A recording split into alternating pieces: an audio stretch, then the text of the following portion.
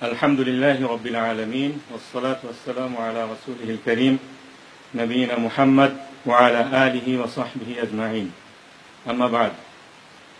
Dear brothers and sisters, Assalamu alaikum wa rahmatullahi wa barakatuh. All praises belong to Allah subhanahu wa ta'ala, who said, أعوذ بالله من الشيطان الرجيم ولا تحسبن الذين قتلوا في سبيل الله أمواتا بل أحياء عند ربهم يرزقون. Don't consider those who are killed in the way of Allah as dead, but they are living and given rizq from their Rabb. Allah subhanahu wa ta'ala also said, أعوذ بالله من الشيطان الرجيم وَلَئِن قُتِلْتُمْ فِي سَبِيلِ اللَّهِ أَوْ مُتُّمْ لَمَغْفِرَةٌ مِّنَ اللَّهِ وَرَحْمَةٌ خَيْرٌ مِّمَّا يَجْمَعُونَ. If you are killed or die in the way of Allah, then forgiveness and blessing of Allah subhanahu wa ta'ala is better than what the disbelievers have gathered. Allah subhanahu wa ta'ala also said, كُلُّ نَفْسٍ ذَائِقَةُ الْمَوْتِ وَإِنَّمَا تُوَفَّوْنَ أُجُورَكُمْ يَوْمَ الْقِيَامَةِ فَمَنْ زُحْزِحَ عَنِ النَّارِ وَأُدْخِلَ الْجَنَّةَ فَقَدْ فَازَ وَمَا الْحَيَاةُ الدُّنْيَا إِلَّا مَتَاعُ الْغُرُورِ. Every single person will taste death, and certainly you will receive your reward in hereafter. The one who has been saved from hellfire and will enter Jannah is surely the winner. Indeed, this world is nothing but illusion. After that, may peace be upon the Prophet Muhammad sallallahu alaihi wasallam, who was sent down as a blessing for the whole world and as the best role model for the Ummah. Dear brothers and sisters, it is a great honor for me to be a part of this gathering and to have this opportunity to say something about my honorable father, who recently became a shaheed. I take this opportunity to thank the organizers of this conference and its participants. You have shown great love for your fellow oppressed brother. I believe this love is only for the sake of Allah subhanahu wa ta'ala. We, the member of Bangladesh Jamaat Islami, love all our Muslim brothers for the sake of Allah, especially those belong to Islamic movement. It is narrated in a hadith that on the day of judgment, where the sun would be directly above the head of people and there would be no shade except for the shade of Allah's arsh, the mighty throne, those who loved each other for the sake of Allah would be under its shade. May Allah subhanahu wa ta'ala include us among them in the day of judgment. Talking about my father was the son of a village farmer who dreamed his only son to be an alim, an Islamic scholar. My father often told us the story of his childhood, when his relatives wanted him to be a modern educated man who could earn a decent living to make his family happy, and not a typical alim in the context of the then East Pakistan rural society, who would be a misfit in the society. One day, influenced by his relatives' advice, my father requested his mother to tell my granddad that he would no longer continue his religious education, rather would go to secular college. Upon hearing that, my grandfather did not talk to my father directly about this matter, and instead went straight to his madrasa and spoke to my father's teacher in front of him. He told his teacher that, tell my only son that I don't need him to feed me.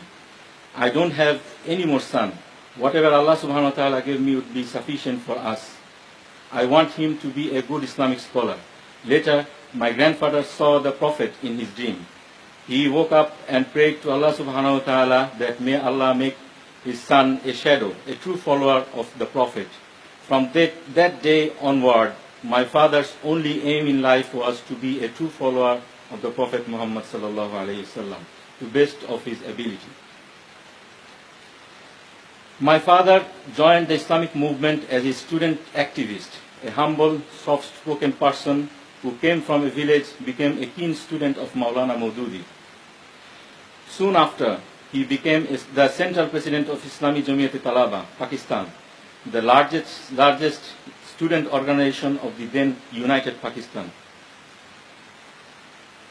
As a result of secularization of the educational system and influence of communist revolution in different parts of the world, it was a trend in that then East Pakistan among the university students to be a communist or an ultra-secularist in 1960s and 70s.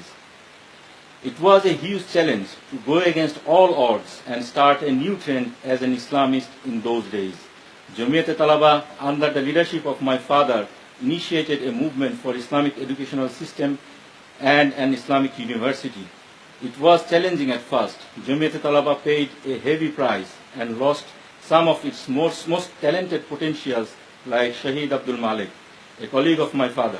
However, by the grace of Almighty Allah, success was achieved when the Islamic University was established in Bangladesh in late 70s. Although the then East Pakistan transforming into Bangladesh is often portrayed as a triumph of secular political movement, in that very Bangladesh, Islamists dominated the universities and other educational institutes by the grace of Almighty Allah. It is to be mentioned here, after the creation of Bangladesh, my father, considering his political exposure at that time, could have easily migrated from Bangladesh to settle anywhere in the world. It could have been safer for him. He could have contributed scholarly for the Islamic movement. However, Allah opened his heart for something else, something more rewarding in the eyes of Allah subhanahu wa ta'ala. He decided to stay in the country and devote himself to full-time da'wah. He and his colleagues knew exactly that they were putting themselves in for as countless Islamic scholars and politicians were brutally killed in the new secular country simply because they were not ready to accept secularism as an alternative to Islam. Holding different political opinion became a crime in the new state of Bangladesh, which was punishable by death. Despite that, my father and his colleagues' faith in Allah subhanahu wa ta'ala was unwavering, the result of which was truly amazing. Allah accepted their sincere effort and gave barakah in it in many folds. And within the next 45 years, Islamic movement was firmly established in the new country. My father soon became a popular social worker in the country and a popular political leader. He traveled all over the country, helping the poor and needy people, preaching Quran and Sunnah to them. Elected as a member of parliament twice, became a successful cabinet minister.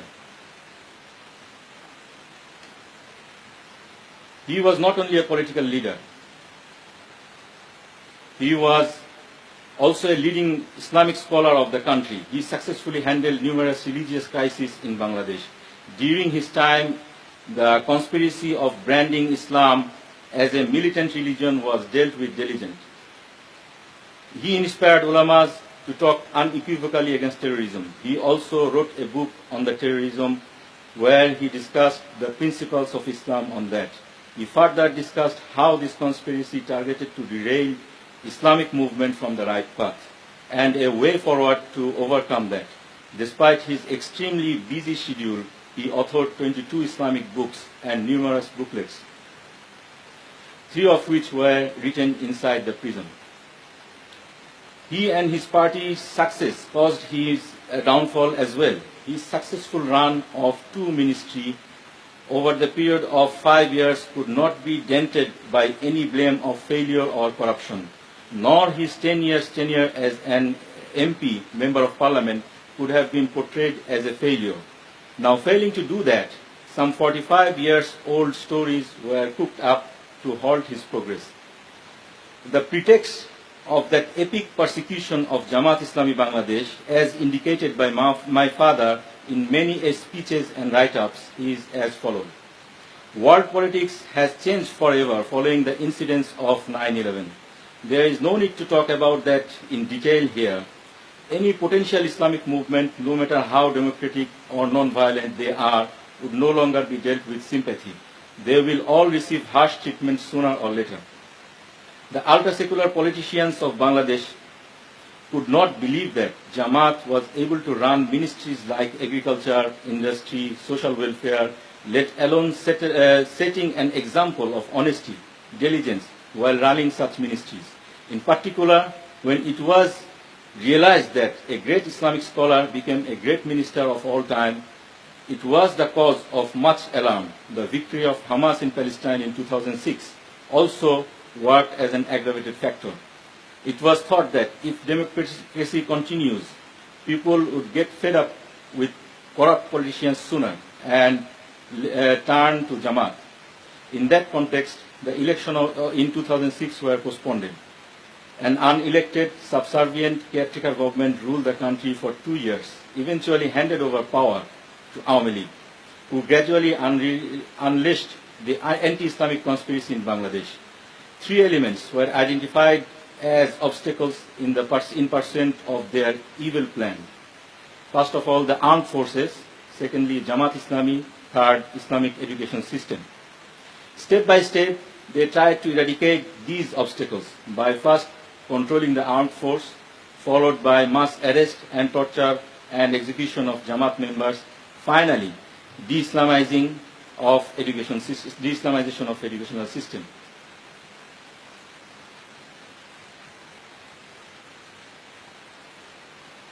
My father was arrested on the 29th of June 2010.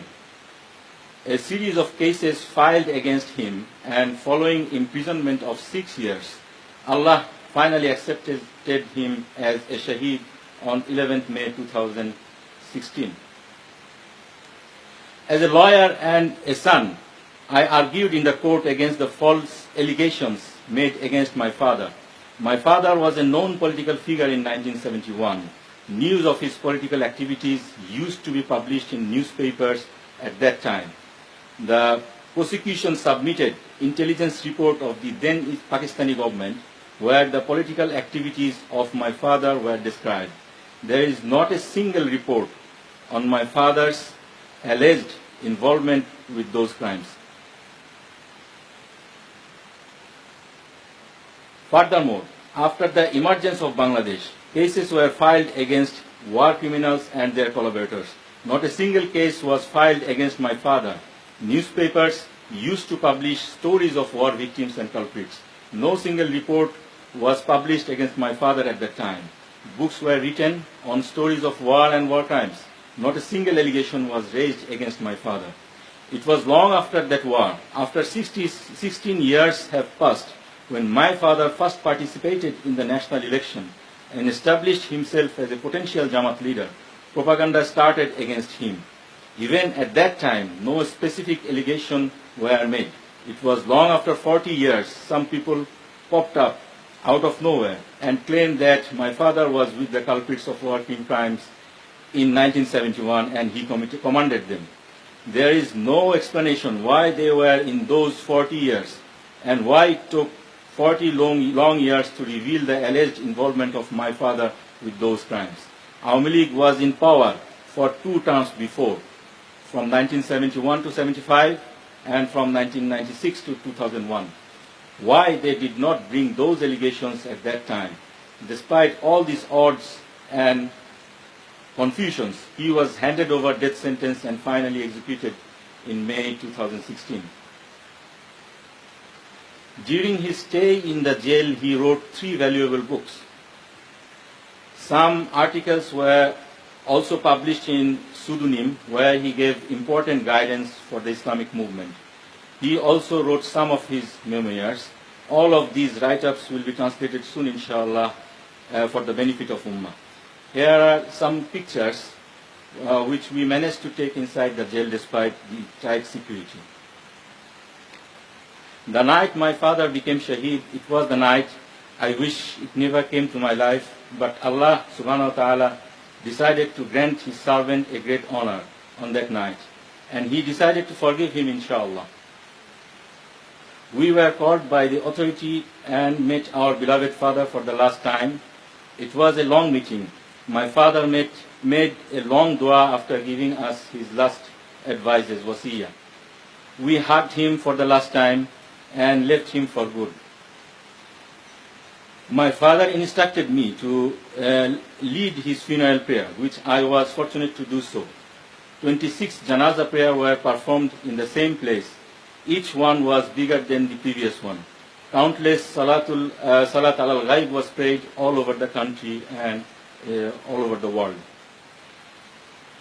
During our last few visits, my father gave some advice for the Ummah, for my family, for the nation and for the Ummah. I was fortunate to make audio recording of those, and also in his write-ups we find some advice. So those which are important for the Ummah, I summarize those here. He advised that Islamic movement will be strengthened by these sacrifices of leaders. Islamic movement does not depend on few individuals. He categorically mentioned that the big names, Maulana Maududi, Hassanul Banna, Sayyid Qutb, all passed away. But Islamic movement remains as it is by the grace of Almighty Allah. Allah is the greatest guardian of Islamic movement. The activists of Islamic movement must not give up or lose hope. The biggest challenge of Islamic movement is not to be involved in militancy and stay within the society. Patience is the key in that regard. The life of the Prophet should be followed in light of the Quran, and similarly, the text of the Quran should be interpreted in the context of the Prophet's life. When the interest of Ummah is at stake, personal achievements and party interests need to be sacrificed. To prevent greater harm to the Ummah, alliance and power sharing with secular groups may be considered, but characteristics of Islamic movement must be mentioned. Activities of Islamic movement must adhere to Islamic etiquette in all aspects of life. I would like to conclude my presentation with a short speech of my father, which he gave when he took over the presidency of Jamaat in 2000 from late Professor Ghulam Azam.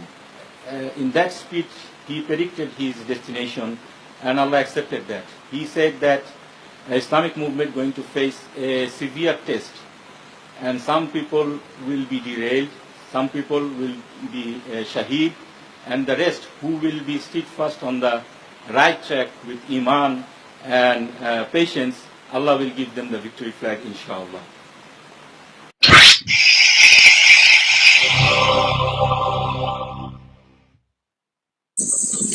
প্রিয় ভাইয়েরা, জুলুমে ভরা বিশ্বাস ত্রাণকর্তার অপেক্ষায় আছে। বাংলাদেশের নির্যাতিত নিপীড়িত মানুষও মুক্তির প্রহর গুনছে। এই মুক্তি একটি সফল ইসলামী সমাজ বিপ্লব ছাড়া সম্ভব নয়। আজকে আমাদের কথার মাধ্যমে, আমাদের কাজের মাধ্যমে, আমাদের চাল চলন আচার ব্যবহারের মাধ্যমে, ময়দানে আমাদের জোরালো ভূমিকার মাধ্যমে দেশের মানুষকে এই মহা সত্য উপলব্ধি করাতে হবে, উপলব্ধি তাদের মধ্যে সৃষ্টি করতে হবে। এই ক্ষেত্রে আসুন আমরা একটি ঐতিহাসিক ভূমিকা পালন করি। আল্লাহ সুবহানাহু ওয়া তাআলার ওয়াদা আছে, একদল মানুষ যোগ্যতার সাথে, সততার সাথে দেশ জাতি সমাজ পরিচালনার যোগ্য বিবেচিত হলে, আল্লাহর দৃষ্টিতে বিবেচিত হলে আল্লাহ তাআলা বিশ্বজোড়া খেলাফত দেবেন। মুহাম্মদুর রাসূলুল্লাহ সাল্লাল্লাহু আলাইহি ওয়াসাল্লামের ভবিষ্যৎবাণী আছে, নবুয়তের পরে খেলাফতের যুগ আসার কথা। সেই ভবিষ্যৎবাণীর আলোকে নবুয়তের পর খেলাফতের যুগ এসেছিল। খেলাফতের যুগের অবসানের পর মুলকিয়াত রাজতন্ত্রের যুগের আসার কথা ছিল, সেটাও এসেছে। আজকে বিশ্বের 2-4টি দেশে যে রাজতন্ত্র আছে, এটা কয়েকদিনের মেহমান হিসেবে আছে। রাজতন্ত্রের অবসানের পর বিশ্বের দেশে দেশে যে সমাজ ব্যবস্থা, রাষ্ট্র ব্যবস্থা প্রতিষ্ঠিত হয়ে আছে, যে নামেই ডাকা হোক না কেন, তার আসল পরিচয় জুলুমতন্ত্র। বিশ্ব পরিস্থিতি, বর্তমান বিশ্ব পরিস্থিতি চোখে আঙুল দিয়ে আমাদের দেখিয়ে দিচ্ছে, এই বর্তমানে বিরাজমান জুলুমতন্ত্রের অবসানের দিনক্ষণ ঘনিয়ে এসেছে। এরপরই বিশ্বব্যাপী ইনশাআল্লাহ ইসলাম বিজয়ী শক্তি হিসেবে প্রতিষ্ঠিত হবে। ইসলামী আন্দোলন বিশ্বব্যাপী আজ পরীক্ষা নিরীক্ষা, ইমানের অগ্নি পরীক্ষার একটি স্তর অতিক্রম করছে। এই পরীক্ষায় যারা ফেল করবে, তারা ডানে বায়ে সিদ্ধ করবে, আল্লাহর কিছু বান্দা শাহাদাত বরণ করবে, আর সবরের ইস্তেকামাতের সাথে ইমানি চেতনার উদ্বুদ্ধ হয়ে যারা ময়দানে টিকে থাকবে, ইনশাআল্লাহ তাদের হাতে ইসলামের বিজয়ের পতাকা অর্পিত হবে। I would like to thank everyone and ask you to do dua for us, inshallah, so that Allah make Bangladesh a welfare Islamic country, inshallah, in future. Jazakumullah khair.